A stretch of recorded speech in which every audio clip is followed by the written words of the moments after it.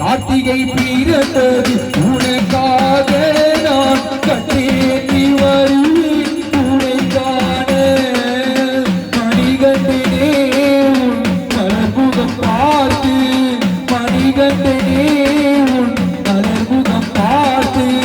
வருவேன் வாழ்வினில் பலன் சேர்த்து திருமுடி வாரம் இறக்கி வைத்து சுவாமியே சரணமையப்பா சுவாமியே சரணமையப்பா சுவாமியே சரணமையப்பா சுவாமியே சரணமையப்பா இல்லாதவருக்கு பொருளி தருகின்ற